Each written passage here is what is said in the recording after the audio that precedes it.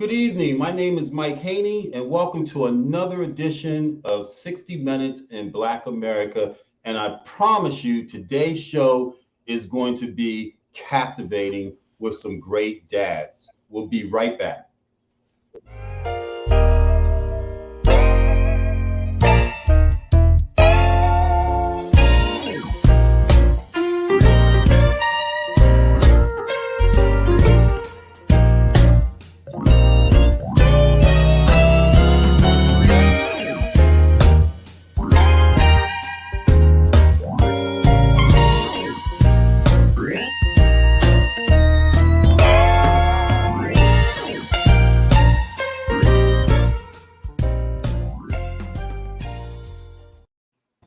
Hey, welcome back to 60 Minutes in Black America. Again, I'm Mike Haney, and thank you so much for being here today. Happy Father's Day to all you fathers out there. Today's show is actually a special on Father's Day, which happens to be celebrated during another commemorative holiday, I guess, because I've got some thoughts about that, called Juneteenth Day.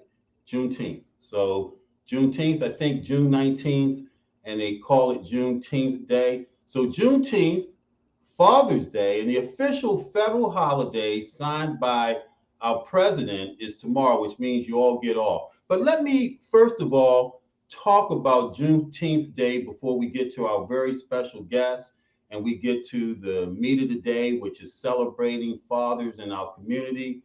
You know, Juneteenth Day is the day that slaves in Texas were told that they were free. And so there's some facts that we are a bit confused about surrounding Juneteenth Day, which, personally, I am not very celebratory to it because there's so many things in our community and in our history that we can celebrate other than being released from something that from a humanistic standpoint, we should have never been anyway. So listen carefully as I read a couple of things that maybe you knew and maybe you didn't know about Juneteenth Day and surrounding Juneteenth Day, which was part of the 13th Amendment, which was the amendment that was passed by Congress to abolish slavery. So what is little known is that despite General Granger's proclamation, General Granger was the general in Texas who had a proclamation after the black soldiers from the colored soldiers, troops during the Civil War protested with their rifles and said to him that he had to tell black people that they no longer were slaves because he wanted to wait until after the harvest to let them know so he could continue to make money, right? And then when he realized that they weren't playing, these regiment of soldiers who came from Appomattox, Virginia, where they were present, over 4,000 of them present in Appomattox, Virginia, to ensure that General Lee surrendered to General Grant. And shout out to my buddies, my friends in Appomattox, Virginia, right? They went to Texas to ensure that the blacks there were aware that we were free. So General Granger realized that the black troops who fought in the Civil War were not going to allow blacks to be another day longer because actually 1863, Abraham Lincoln proclaimed by executive order that blacks, there was no more slavery of acknowledged states in this country. So 2 years later, blacks were finally able to be free. So there's a lot of misnomers, a lot of claims out there relative to slavery and the history. And so my point in Juneteenth Day is that we need to get together and get our history straight, get with the historians that discovered the real truth behind slavery in June 16th Day. And so if you want to celebrate the end of slavery, I'd rather celebrate the civil rights movement and some things that happened in the civil rights movement as a constant reminder to us that we still have progress to go. However, today we're celebrating Father's Day. And we have some amazing fathers in this country, man. I tell you, we are packed in the studio today with 6 dynamic dads, fathers, and there were thousands that wanted to be on this show. There are millions that are good dads, good fathers, contrary to the opinion that we know we have all heard, at least I did during the course of my upbringing, that, fathers in our community didn't pay, they didn't participate with their kids, they had babies and left and weren't good husbands or weren't husbands at all, weren't good daddies. Daddy was a Rolling Stone. We've heard the songs, all that mess. But guess what? That is not true, because at least 95% of the men in our communities are doing what it is that they're supposed to do. And you will hear from a number of them that are. Not that we don't have issues, and not that we don't have compelling problems in our communities, but nothing as atrocious as we were led to believe. Yesterday I was out in the corners of Baltimore talking to kids and young people about the significance of Father's Day. And I went down to North Avenue because a couple of weeks ago we did a show with mothers of murdered sons and daughters, and Daphne Austin said, we need to go talk to our young people. We need to go talk to our kids. We need not be afraid. We need to go to the corners and meet them where they are, because they're waiting for us and they want to engage us. And I took that to heart. Not that I have never done it before, because I've gone out there. But yesterday I made it a point to go to the corners, particularly in Baltimore, and talk to some squeegee kids and ask them their opinion of Father's Day. And so before we get to the guests in the studio, let's play a bit of what it is a couple of these kids out there said about Father's Day and Juneteenth Day and Black History Day. America, corners of Baltimore, talking to some squeegee kids about Father's Day and what Father's Day mean to them. So we got, what's your name, man? John. Come on up here, John. And what's your name, man? My name is Trayvon. Trayvon and Ja, right? What does Father's Day mean to you guys, man? Ja, you first, man. I'm a father now, but at first... You're a father now, man? Yeah, at first Father's Day ain't really mean nothing because my father wasn't in my life. So your father wasn't in your life. Did it make a difference to you not having your father in your life, you think? Not really. My mother still did what she was doing. Your mother did what she had to do. Yeah, she's strong, so I still know how to be a man because she ain't had my father got killed. Ja's telling me his mother's father got killed when she was young, right? Yeah. And so your grandfather as well. But you're a father now, right? Yeah, so now Father's Day, I ain't gonna lie, Father's Day, that shit's special. So Father's Day special to you, man? Yeah, at first it was like about I ain't a kid. I can't get my father something because he wasn't there. Let me ask you about a job, man. You out here on the corners trying to make some money, right? What is it that we can do that would make it so you don't have to be out here, man? What do you want to do? Man, I already got a job. You got a job? I just do this because I just need everyday consistent money. So this gives you cash. Yeah, that's what it is. Sometimes I might need to get some diapers or something. I hear you. Guys on my car. I hear you. I'm gonna give you my car with me. How about you, brother? Man, honestly, bro, I ain't gonna cap, man. I mean, I ain't gonna lie, my father wasn't there, you know what I mean? He was there, but he wasn't there, you know what I mean? It's like when it came down to like streetwise, me surviving, it was all me, you know? Like, I look at Father's Day as like a day just giving back.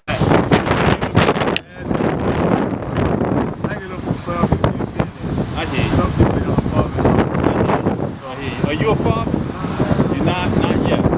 Not yet. I hear you. But you think as though you had a role model to show you how to do and be a man? No.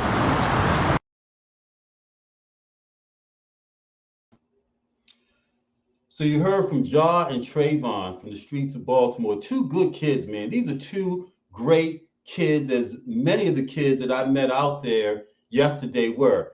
And we weren't apprehensive or afraid of each other, had good conversation. You know what I'm saying? And they really wanted to have that conversation.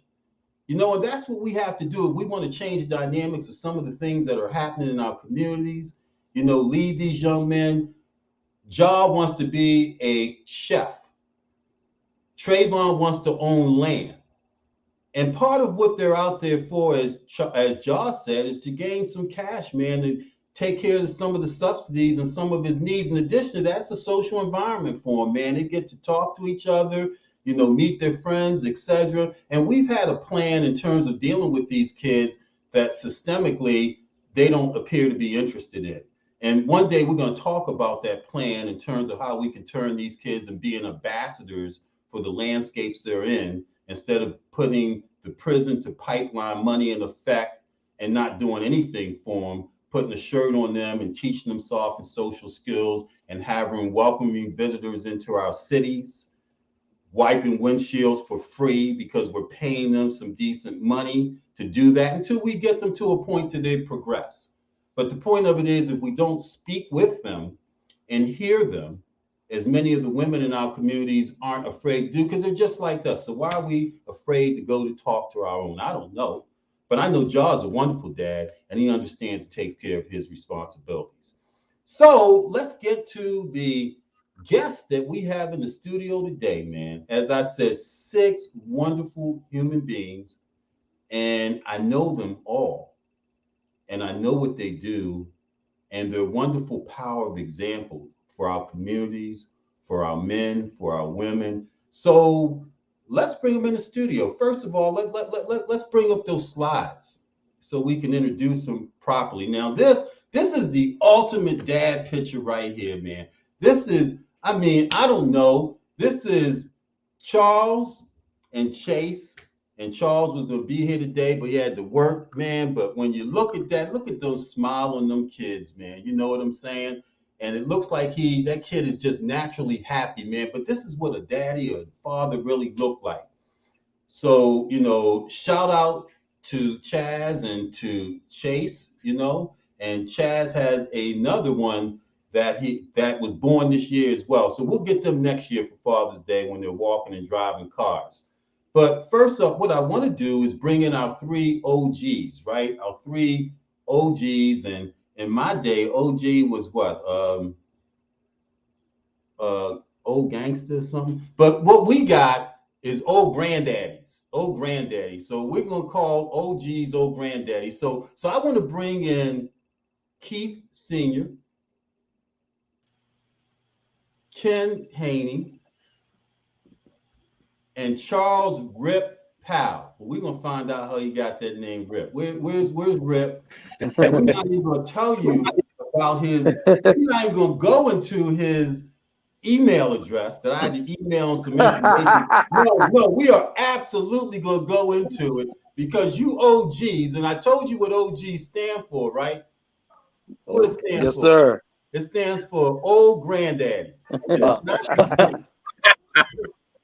But if you're not a granddaddy, you're at that age. And then we're going to get the younger generation, because really in our family, and these are all relatives, because as I said before, if it's not emotional and you can't enjoy, conversation with those closer to you, why should I go get Obama? Why should I go get someone else when I've got people in my own circle with stories that are inspirational and that can serve the purpose of ensuring that our communities, good information. So first up, let's go to the original OG and the oldest OG. Let's go to Keith Haney Jr., right? Rabid Ravens fan, right? Rabid Ravens fan, right? Yeah, go Ravens. Ken, I saw you in an Ohio t-shirt. Ken's in Ohio with an Ohio t-shirt, Ohio State t-shirt, and a Cleveland Browns stained shirt. But it's okay. There's still a lot of love here. But let's go to Keith. Keith, let's flash a picture of Keith Haney with his son, right? And these are the 3 OGs right here. These are the 3 OGs right here. And then we got Keith, right? And talk, Keith, for a minute about your life with your son, and talk about your son for a minute. Okay. Good evening, everyone. It's definitely awesome to be here on this day and be on my brother's show, speaking to fatherhood. And my son is a namesake. He's Keith Jr. He'll be 27 in on July 9th, and he's actually in Chicago right now promoting his clothing line. That's one of the things he does. He's also a senior consultant with Ernest and Young. So, to say I'm proud of him is an understatement.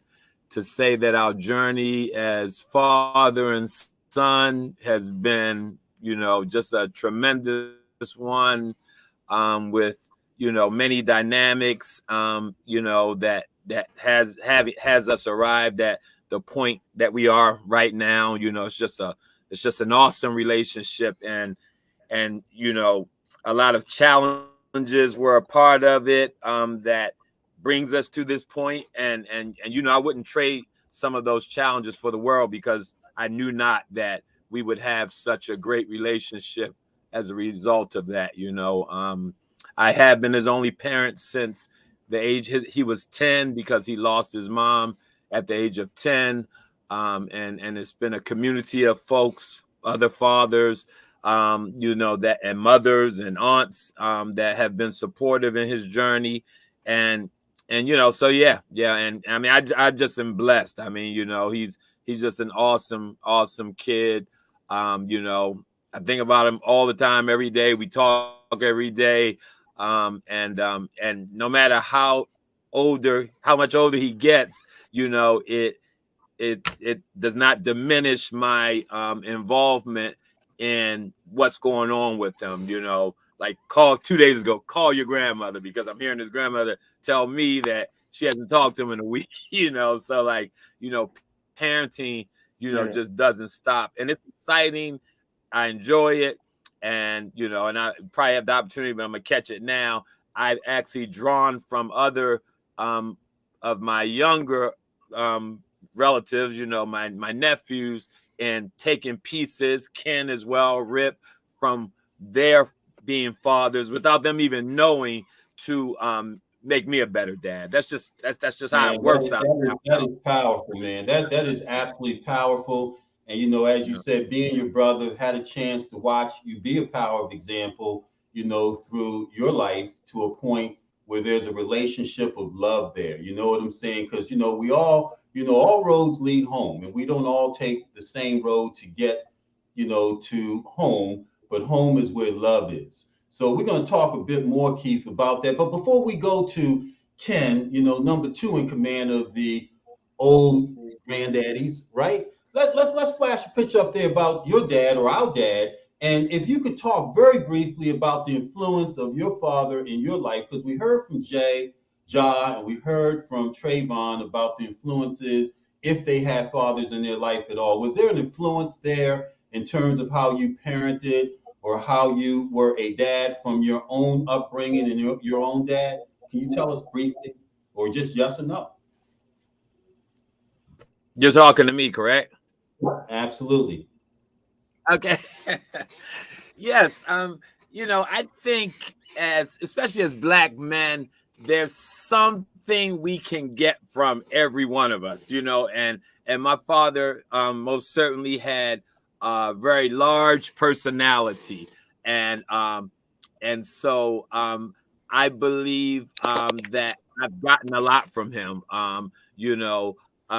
Even like, there were challenges there, because my father may have experienced some things that I experienced, but my will to overcome those things, I like was like determined to maybe not, continue along some ways of living, some decisions that I were making, because I didn't maybe want to endure what I saw him continuing to endure later on in his years, that because it did affect his relationships with his children ultimately. So, Wow, wow. That's powerful, man.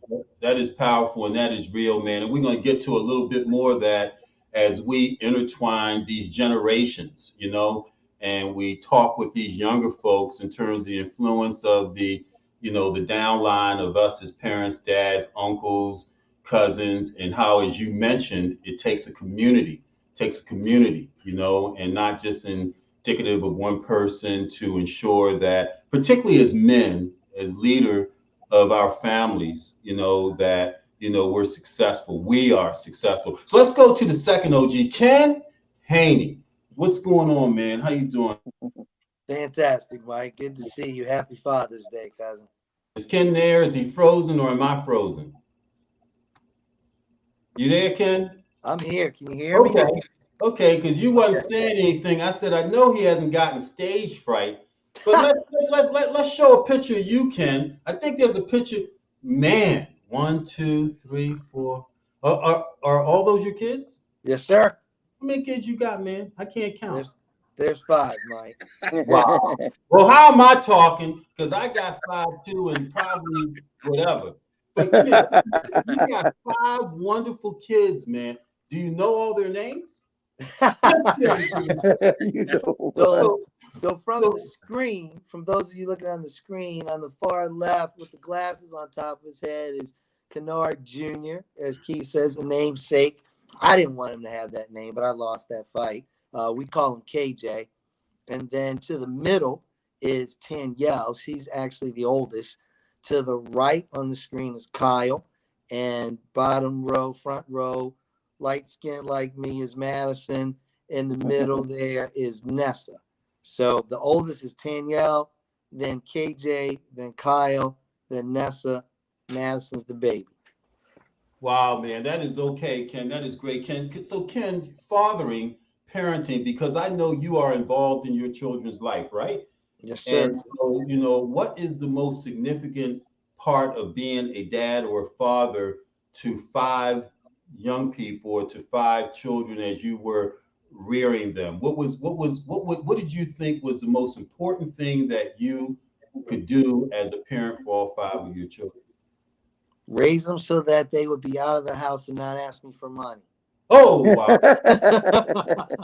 Yeah, I learned that bill just gets bigger, man. They were I welcome the day that they asked for $5 because now they're asking for rent money. One just asked for a car note money, housing down payment. I got an answer to that. And Cash App and Zelle and Venmo, these technology stuff, man. Oh my God, please. Why did they ever invent that? But was there a part of raising them in terms of consistency, discipline, participation in their life and their events that they were doing that you ensured across the board to be a responsible father that you did? Was there something that you did or ensured that you do to make sure that they realize that, you cared for them? Wow, Mike, you do such a great job on this show and asking questions. The shortest answer that I could give to that is, and it's piggybacking on what Keith said. I mean, there's already a synergy with the 4 of us on the call, right? Well, all 7 of us on the call, right? Because we're blood. We share DNA. Uncle Bill's magnanimous, is that the right word? His large personality. We get it, absolutely. I mean, that is forever in my spirit and DNA, as is my dad's. And so just continuing forward in life, wanting the kids to be successful, wanting them to be independent, wanting them to be close, and to fulfill in whatever purpose God put in each of their lives for them to find, was my subliminal goal. I may not have always articulated that to each of them, but just being in their lives, being around their families, experiencing that love and that dynamic. I remember Kyle and KJ and I were out recently, and I asked this question of them, and Kyle said, well, Dad, when we were growing up, we were always around grandma and grandpa, and we expect you to be the same for our kids. And I'm like, okay, I get it. I said, the difference was I was always around with you when you guys were kids. You want us to babysit all weekend. There's a difference. Like, you disappear. I didn't see that in the grandparent handbook. Our growing up was with the grandparent manual. We got to pick and choose and dictate the rules. Absolutely. Right? Absolutely. You and I share the same thing. I had one with bring a bag the other day on 2 minutes notice. I said, where you going?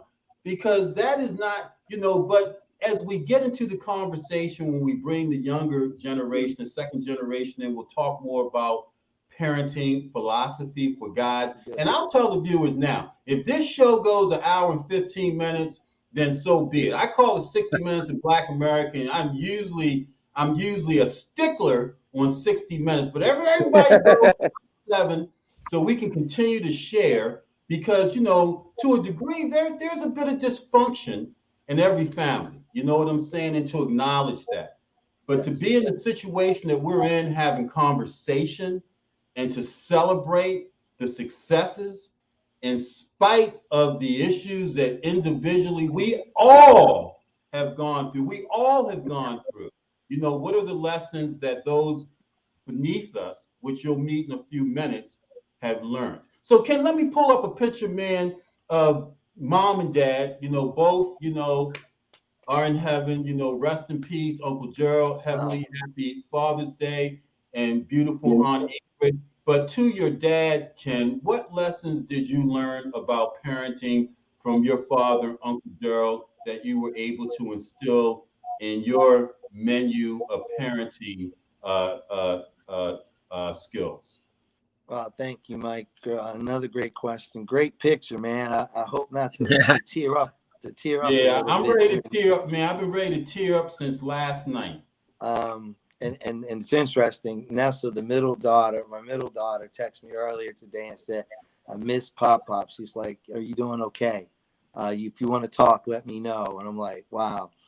But to answer your question, Mike, the biggest lesson, there's a multitude of lessons my dad taught me, but one of the biggest as far as parenting goes, and he did it by example, because Dad, as you all know, wasn't very communicative. He wasn't very expressive, very sarcastic, very quick-witted. Yeah. Very quick-witted. Yeah. But he didn't give you explanations. And I remember asking him one time, I said, Dad, that's amazing that you know how to build decks. How did you learn how to do that? He said, read a book, Ken. That was the answer. And I didn't know if he was being serious or sarcastic, but that lesson has stayed with me throughout my life. And, growing up, seeing his bedside table, he always had books. And so did Mom. Mom had Harlequin romances. Dad had Civil War and World War II history, particularly Black Civil War history. Okay. So Dad taught me by doing. He was strong and he got the job done. He provided for his family and he loved us in his way.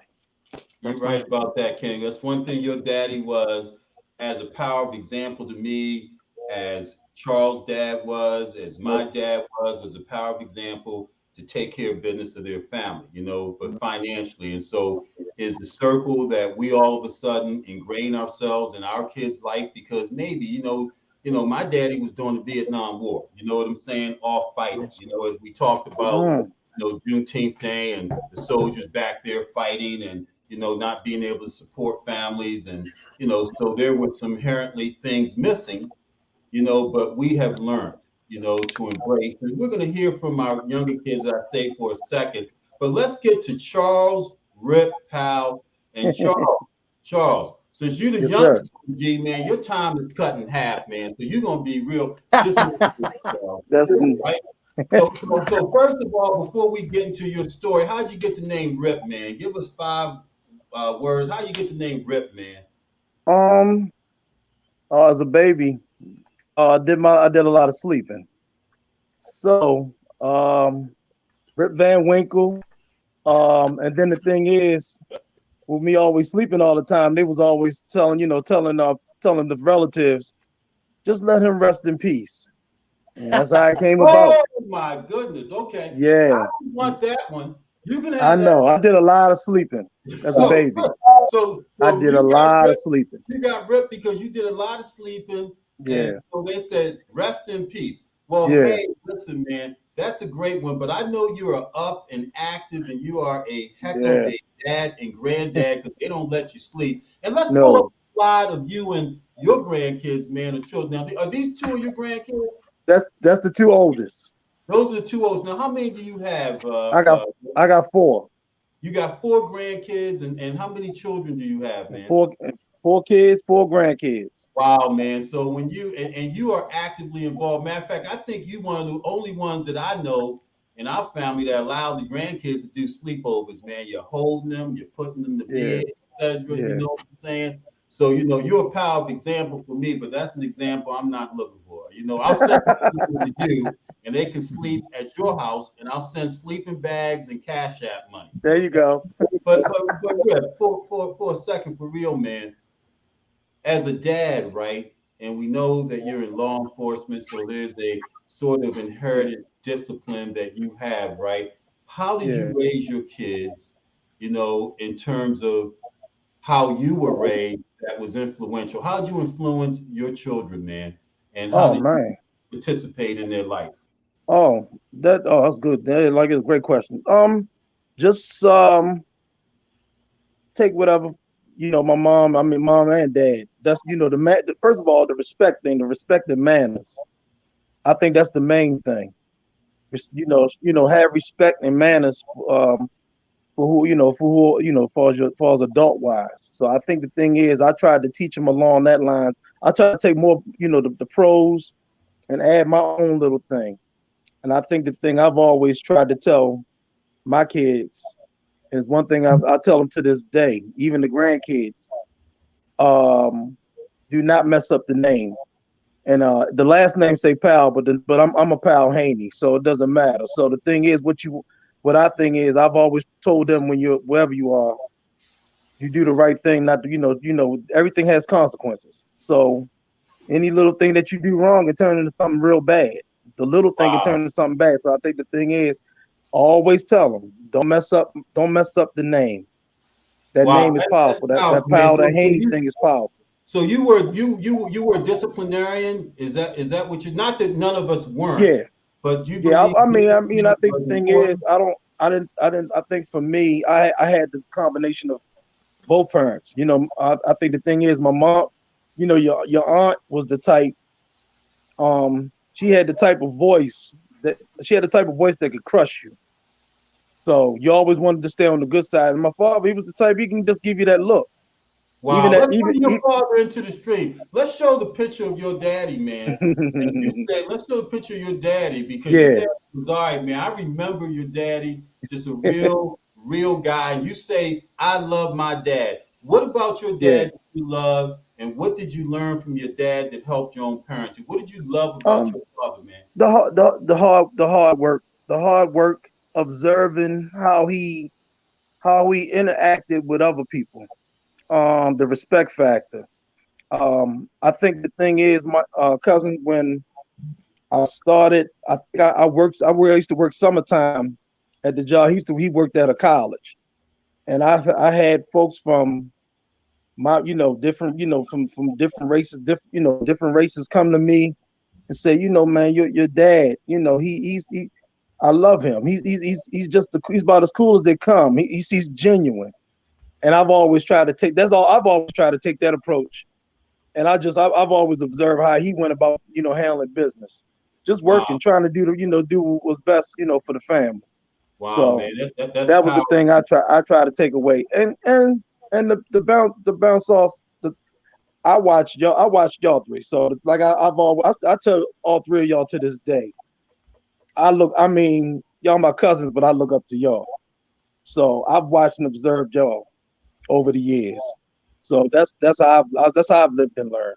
When you're Man, around family, you watch things. Yeah. I remember when you were younger, man. I mean, I paid no attention to you as just a little get out of my way. And then all of a sudden you look older than me, man. I mean, and it's okay, but you grew up real quick, man. And Yeah. when I heard you were I said, Rip is a grandparent?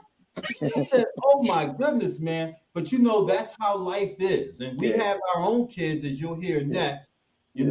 talk about their kids and Yeah. what the power of example and what we pass down.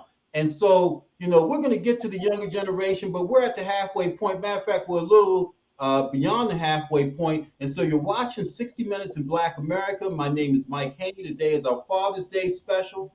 And 60 Minutes in Black America is part of the Black USA.News Network. Donnie Glover, who is our creator, our president, he developed this network so that communities across this country can compare notes. You know, you got great dads in Birmingham, you got great dads in Chicago, LA, Miami, New York, you know, Mobile, Washington, D.C. And so we have shows from each of those jurisdictions where we're just talking with each other, comparing notes, best practices, because that's what we need to do from a media perspective in terms of where we get our information. Just like I was talking about Juneteenth and the historians that were Black that really researched the truth, we need to hear the truth from our own mouths and our own media mediums. So 60 Minutes in Black America this Tuesday, very special broadcast for 60 Minutes in Black America. We have Dan Cox, gubernatorial candidate, endorsed and backed by Donald Trump. And I know what y'all want to say. Y'all don't want to hear from him, et cetera, but I'm looking forward to that interview, which will be respectful, you know, because he's a respectful guy. Just because we don't always agree don't mean that we can't listen to understand what's happening. We've had bishops go to the White House under Donald Trump. We had college presidents go to the White House under Donald Trump. And so if this guy was to be governor of one of our states, how would he govern? And we need to understand that. And we need to give him an opportunity to give his platform on how he governs and listen. So to me, this is one of the most important conversations because we know what's going on. And our conciliatory, humanistic approach in dealing with each other, who knows how that may influence how he governs by how he hears what it is we have to say. So Dan Cox at 1 o'clock this Tuesday, the 21st of June on 60 Minutes in Black America. And then we're going to do a rebroadcast of Dan Cox's interview next Sunday. Next Sunday, this time, a rebroadcast of that on July 2nd. We'll be talking about missing and exploited Black young people, Black children that are missing, because we always talk about Blacks that are missing, but we don't see them on the front page of the paper. But we're going to talk about missing and exploited Black children on July 2nd. And there will be a rebroadcast of this show on Wednesday and Thursday of this week. Look on the Facebook page of 60 Minutes in Black America, and you'll see our schedule. So let's get back to Father's Day. Happy Father's Day. Let's get those OGs off. Let them go get some Coca-Cola or coffee for a minute as we bring our younger ones in. And so let's bring in Marcus, Wesley, and Michael Jr. into the stream. Hey, what's up, fellas? How you doing? Hey, how you doing? Good. I think this is somebody. Where's Marcus at? Here we go. What's up, Marcus? How are you? Hey, Marcus, we really like you, man. You know what I'm saying? Because we kind of really just brought you into the family, man. You're a good guy, man. And so let's talk to Marcus first, and then we'll get to Wesley and Mike Jr. But Marcus, man, how you doing, man? And I think we got a nice picture of Marcus up there and his family, man. And happy Father's Day, man. This is a beautiful picture, man. Tell us about your family and your kids, Marcus. Yeah, thanks for having me, Uncle Mike. Yeah, so we, live in Laurel. Married to Camille, and have two little ones, Cameron and Michaela. Cameron's 7 years old. His last day of second grade was 2 days ago. Wow, second grade. And Michaela is 5. She's going to be starting kindergarten in 2.5 months. So I'm really looking forward to the two of them going to school together. Wow. And, she really needs to get out of the house and, just kind of, be around other kids her age, so, and Cameron's already there. So just really getting this thing started. Really, I hear you, man. And really that's great, Marcus, because I consider you a good dad, man, because you're participatory, you're there. I've seen you in action, and there are millions viewers of Marcus's around that are there for their parents and children. He's just the power of example. But Marcus, let me ask you a question, man, before we move on to Wesley. How do you parent in the 21st century, man? You heard, Charles or Rip talk about the disciplinary aspect of it. You heard Keith Sr. talk about how he parents and Kennard. Is there a different way that we parent or that you parent in the 21st century, particularly with some of the laws pertaining to discipline? Or what's your parenting philosophy? I mean, without question, it's different. You know, we don't whoop the kids. You know, that's something that, I grew up getting whoopings, and everyone I knew grew up getting whoopings. No, Marcus, you don't look like you look like a straight A student that went to military school. You got whippings, man. Absolutely, without question, and it's just so different now. But I just, you know, I'm I, I'm there for them. I'm definitely in their lives. I feel like as long as I do what I can do, I play my part. They'll be okay.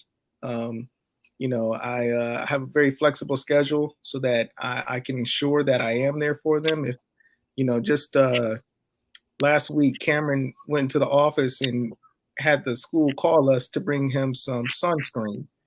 What'd you say? Hold on a second. What'd you say? I said last week, my son went into his school's office because they were going to be outside playing for 2 hours, and he asked if I could bring him some sunscreen. I hear you. Yeah. Did you bring it? I did. I was there in like literally 10 minutes, and it's now. Even when I was driving up there, I'm just like, it's so different because I never wore sunscreen, until I was like 30 years old in Florida.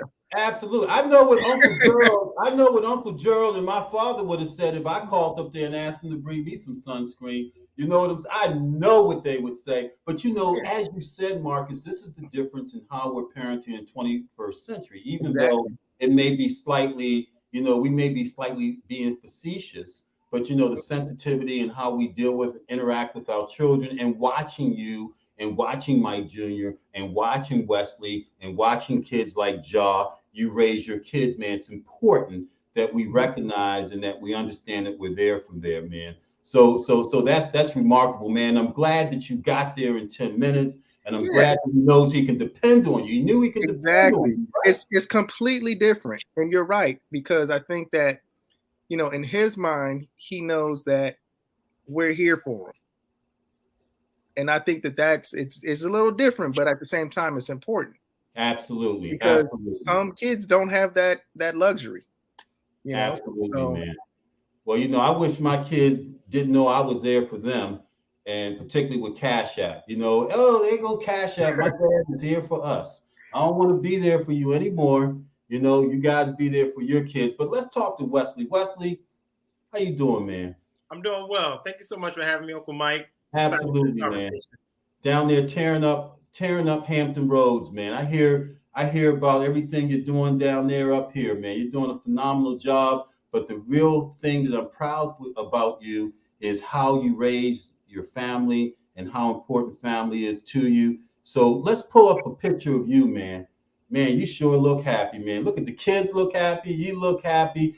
Talk a minute about your family and your parenting style, man. What's important to you as a young dad, man? Good question. So this is my wife, Shina Madison. We've been married coming up on 9 years in February next year. We have a 1-year-old Carter. That's the left, light skin. That's my wife's twin. And then we got my brown skin son, Jackson. So, and he's 4. So we got all shades in our family. So hold on a second. Hold on a second. So they all your kids, right? Yes, they both my kids. Okay, I thought maybe you was questioning. Okay, no, I just, okay. Funny. I got it. They all look like you and they look like her, and y'all look happy. So I don't care if they was like real dark or real light, but they all yours, right? And if we have another one, I don't know what complexion they're gonna come out, and but that's cares, the fun. Right? Who cares? Yes, I love it. What's your interaction with them, man? What's your parenting style like? Well, that's a good question. I think kind of in connection to your question you were asking some of your peers earlier. I think what I learned from my father, I remember my father was kind of, he really he exposed me to everything. I remember from my dad is a 3rd-degree black belt, so I was in the karate since I was 3. I have pictures of him playing. He was a really talented musician. Is actually still, and pictures of him playing the piano. and he was my baseball coach, my football coach, karate, marching band. When I did marching band, he was one of the equipment techs. So literally, I learned from my dad to expose my sons.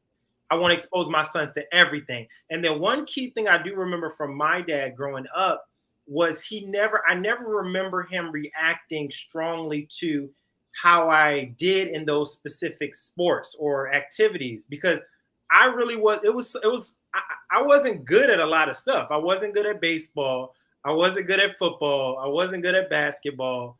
I wasn't good at school. I was an But you was good at fighting, though. I was good at fighting. You I was was a good black at belt too, right? Nobody would mess with you.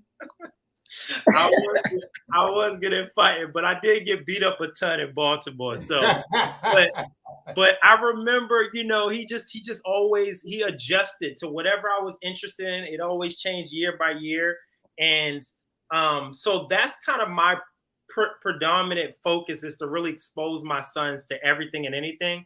But what I also remember with my dad is he brought me to everything that he did. So with his job with the iBank, when he was doing karate, when he was actually a wedding photographer, he always brought me to his jobs. So my wife and I, we have a wedding business. We've been full time in our business. This is our family business for the past 5 years, and so this is what we do. And I wanted to create a business similar to Marcus, so I can be available for my sons, but also be able to bring him to my job, which is, I'm a DJ.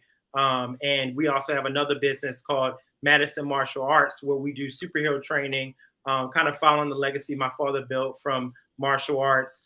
So my number one goal is to expose my sons to anything and everything, to bring them with me as I pursue my dreams, but then to shift. I remember that shift when I became a teenager, where instead of focusing on my dad's pursuits, he completely, and he's done that for the past 25 years now, focused on everything is building my dreams and my livelihood and my adulthood. And he still, to this day, is constantly helping me in my business, helping me with my events, helping me to build everything that I am now. And he's a phenomenal grandfather. Man, that is fantastic, man. That's a good analogy, a good picture, because I can imagine on that picture that you built of your dad, man, exactly, and see the benefit of that in you. And Marcus, we're going to ask you about your dad in a second. Let's get to Michael Jr. Hey, Mike, what's up, man? Dad. Mike, oh, Dad, that's right. How you doing, Mike? I'm all right. Good. Mike is out there in Grand Island, Nebraska, right? Yeah. Grand Island, Nebraska, right? Raising your family out in Grand Island, Nebraska. You got 3. Let's see if we can't get a picture up here about Mike and his kids. And I think you got 3 and we got 2 here because you've had one recently, right, Mike? Yes, I did. Hey, well, talk about your children, man. Talk about your 3 children and your significant other who's a wonderful human being who I've met. And let's hear your philosophy on raising your kids, man, because I know you're very participatory, Dad. You're always there. Don't mind babysitting. Did you get that from, well, we're not going to ask you got that from me. We're going to leave that question alone. Let's just hear your philosophy.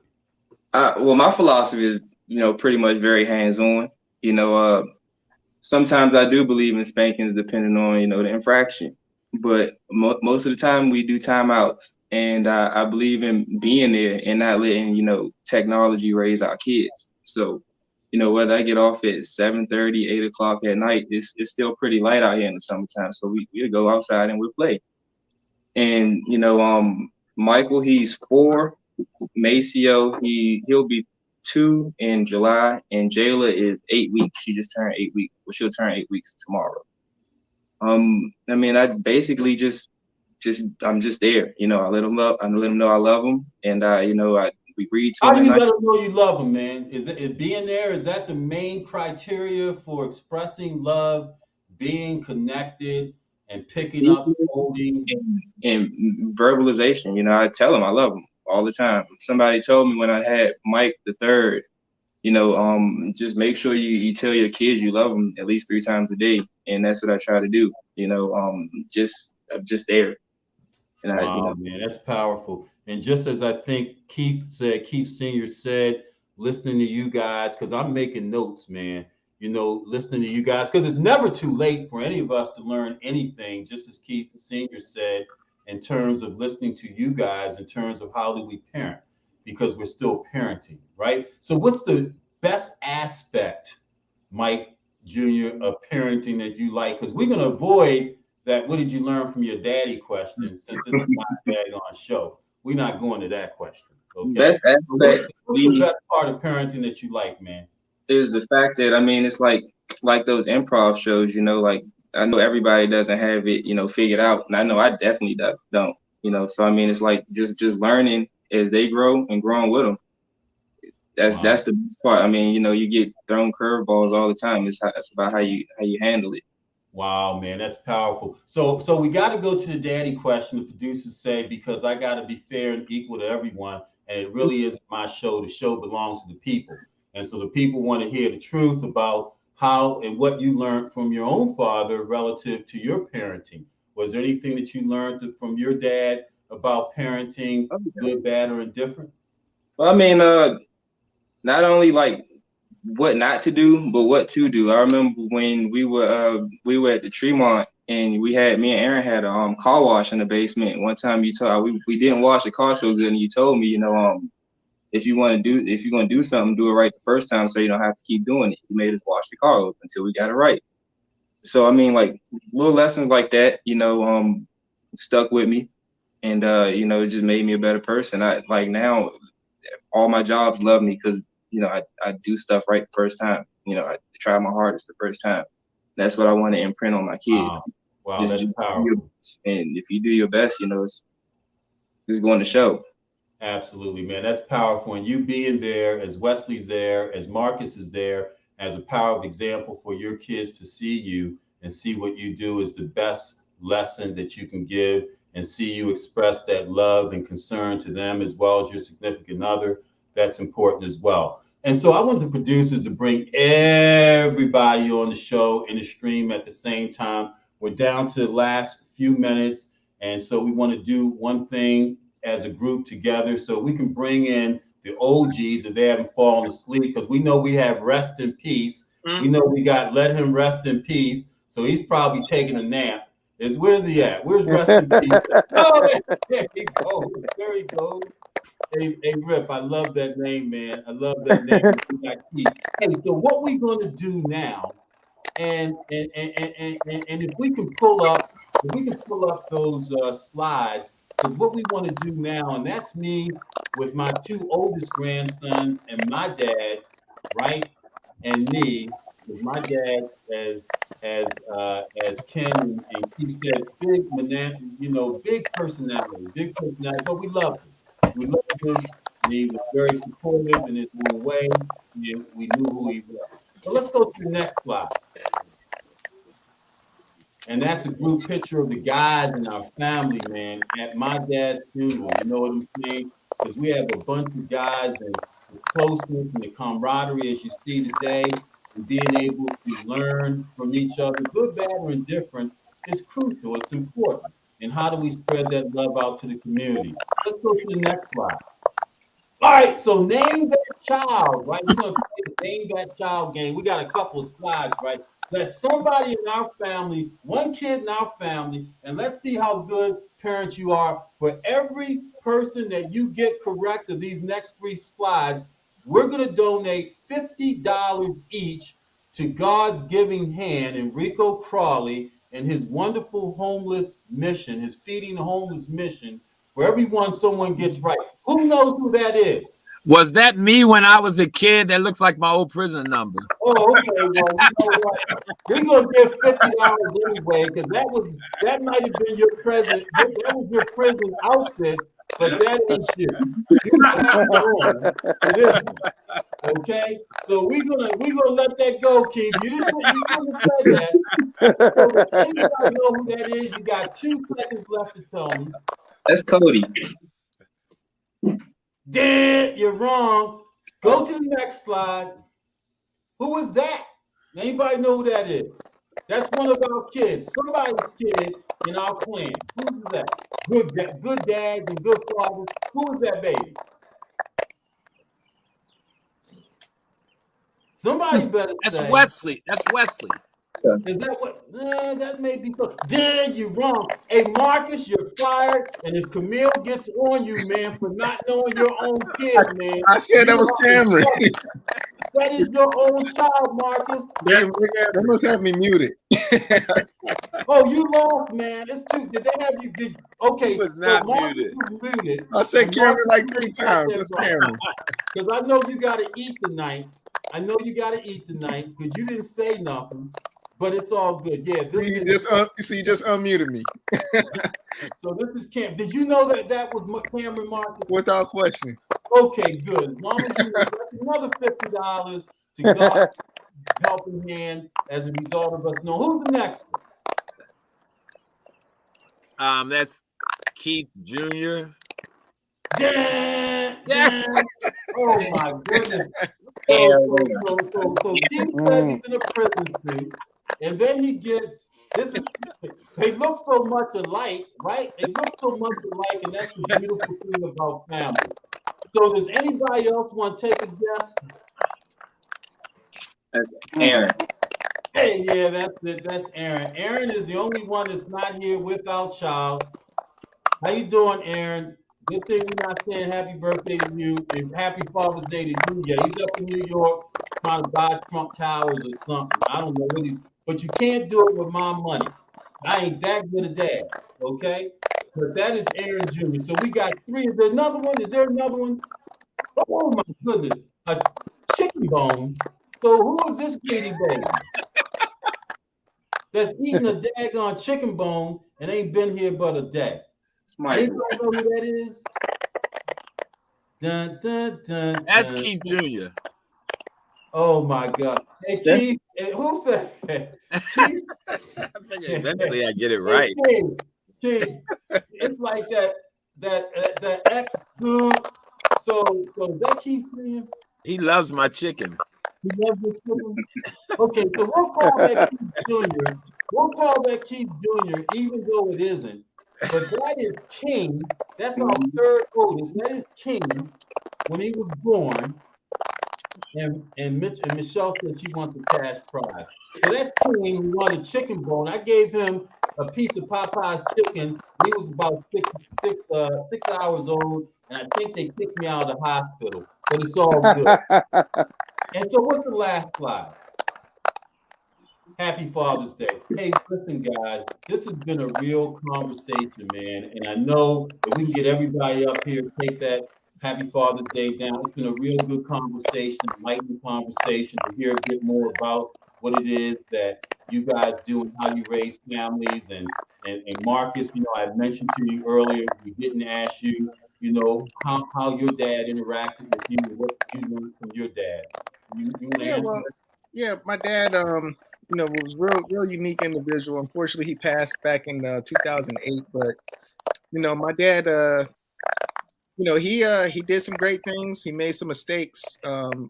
Thankfully, I was able to build off of the great things that he did, and really learn from the mistakes that he did.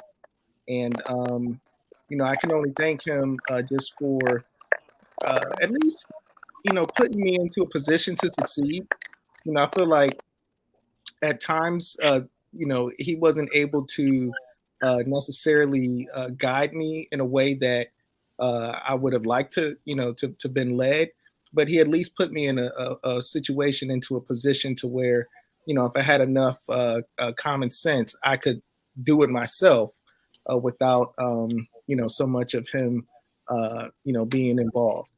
Wow. So I really can appreciate that. Looking back, I think about my dad all the time and the things that he did do for me, I can really just only thank him. So right. Well, I appreciate that, man. That's real and that's powerful. And rest in peace to all our dads that have gone on beyond us, before us, but have given us inspiration, as Rip has said, and Keith and I have said. By them being a powerful example of how it is that we raise our children. So I'm going to let Keith Sr., since he's the senior OG, give a wrap up for the OGs. And OG, for those of you that have tuned in late, is old granddaddies. whether you're happy or not, that means you're trending closer to 60 than you are to 40. So Keith is the oldest OG up here. So Keith, any final remarks, any final words representing the OGs? Hey, I mean, well, just this has been great. Each of you on here, I mean, at one time or another, whether it's Facebook, whether it's talking to Mike Jr., Wesley, Marcus, he and I interact a lot. Just seeing the great things you guys do as fathers, because parenting never stops. I found that out from my mother, who still tries to dictate, so it's like you guys do cool stuff that inspires me to stay majorly connected to my son. And just it's just neat. It's just neat. So just keep doing more. And hey, all I got to say. Thanks a lot, Keith. And Mike Jr., since you're the junior of the Millenniums, Generation X, Generation Y, etc., what advice do you have representing the young people in terms of being a good or great father, great dad, man? Any final parting words of advice? I mean, yeah, just try to be more active in your kid's life. It's easy to put a tablet or a phone in front of your kids, and let them do whatever they want to on it. But that's what I think is wrong with these past generations. Well, these past kids now is that they let technology raise them. So I mean, just be active in your kid's life. Take them outside. Tell them you love them. Wow, that's powerful, man. Well, you know what? I love and I'm proud of each and every one of you as I look on your kids, and to Ja and to Trayvon, who appeared earlier on, that are out there trying to live their life. May God's grace continue to bless them and lead them as well, and maybe there's something that each of us finds in our hearts as people, to do something to embrace others outside of our family and spread family love, because it's a bigger net that we need to cast in order to begin to deal with some of the issues that we have in this world. Hey, Mike Haney, it's been a phenomenal edition of 60 Minutes in Black America. Again, Tuesday, 1 p.m., special edition with Dan Cox, Delegate Dan Cox, gubernatorial candidate. Please join us. Have a great week. And production team, Leon, Jeremiah, Jay, Jasmine, thank you all so much for another good show and another great edition of 60 Minutes in Black America. Good evening.